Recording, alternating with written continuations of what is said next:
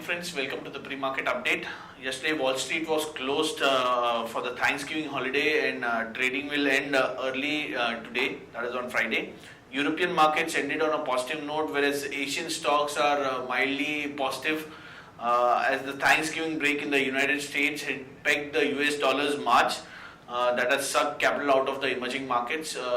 FIIs in yesterday's trade were sellers to the tune of 2010 crores, whereas DIIs were positive buyers in the Indian markets to the tune of 1648 crores. Now let's have a derivative check on the market. Yesterday we had expiry, Nifty closed at 8013 zone, whereas cost of carry is now had risen to 6.23 levels. We start the series with the open interest of close to 1.59 crore shares, which is quite low as compared to the previous few expiries. The PCR is at 0.97 levels, which is still in the comfort zone. Anything below 1 is considered to be in the comfort zone. Whereas VIX had cooled off a little bit at 17.16 from previous 18.04. If we see on the rollover side, index-wise rollover, as I already said, that the index rollover was low as compared to the previous months. We had seen a 63.1% rollover in index, whereas we had seen close to 70% rollover in the previous months. Whereas market-wide rollover is stagnant or say quite good at 82.24, whereas in previous months we had seen somewhere in the range of 82 and 82.5 only. So overall index-wise rollovers is not good.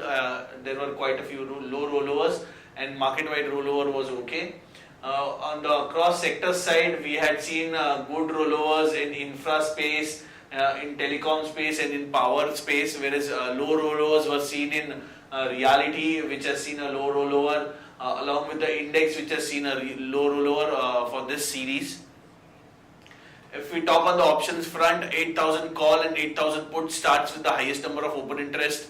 8,000 call has an open interest of close to 36.9 lakh shares, which is quite high, and 8,000 put has a significant amount of build up in open interest, which is close to 56 lakh shares. So 8,000 zone would be a crucial trigger point for the markets, and any breakout in either direction could lead the markets for another 200-300 points rise or fall. So 8,000 is a crucial zone to watch out for. As I already said, on the options front, 8,000 put and 7,500 put stands with the highest number of open interest, whereas 8,000 call and 8,500 call stands with the highest number of open interest. There are no securities in ban period for today's trade. On the FIs front, they were sellers in index futures to the tune of 1,562 crores, whereas index options, they were biased to the tune of 65.6 crores. If we see stock futures, they were sellers to the tune of 1152 crores, and stock options, they were biased to the tune of 38.55 crores. On the VWAP levels, monthly range now stands at lower range at 7692 and higher range stands at 8308. SGX Nifty is suggesting that we are likely to open 21 points higher at 8031 from 8010 last traded yesterday. So now let's have a look at some of the trading ideas for the day.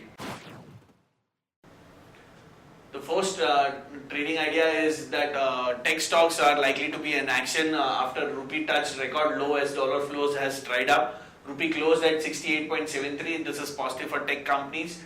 So action to be taken is long HCL Tech. Current market price is 767.8 with a stop loss of 755 for a target of 790 and 800. Infi could also be long with a stop loss of 914, current market price is 930 and a target of 955 to 965 could be kept for Infi. So these are the trading ideas for the day. Now let's look at some of the news update. Yesterday BNP has completed the acquisition of Sharekhan.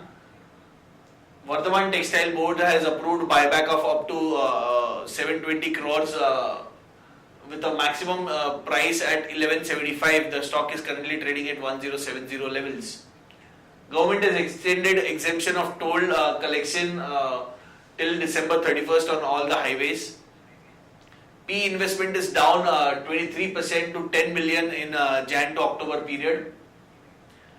No more over-the-counter exchange for the currency or for the old notes. Netco Pharma gets US FDA nod for generic capsules of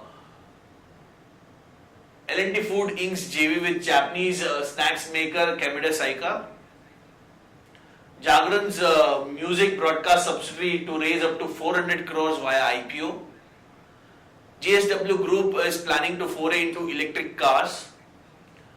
Suven reported numbers. Q2 PAT came in at 26.5 crores, up 5.2% YOY, whereas EBITDA margins came in at 31.9% versus 26.7% previously reported in the previous quarter.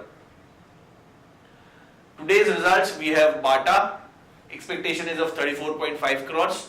We have BEML, expectation is 117 crores. And we have Hathway Cable likely to report a loss of close to 5 crores. On the watch list front, stocks with positive bias are PFC, CanBank, C8 Limited and Asian Paints. On the stocks with negative bias, we think KTK Bank could be under pressure today.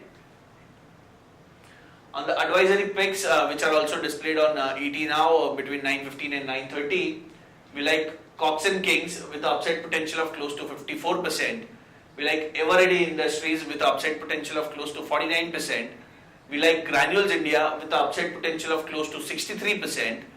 We like Glenmark with upside potential of 23%. We like Bajaj Corp for investment with upside potential of close to 30%. These are the stocks we like from an investment perspective of close to 1 year. That's it, friends, from all of us. Thanks and have a nice trading session.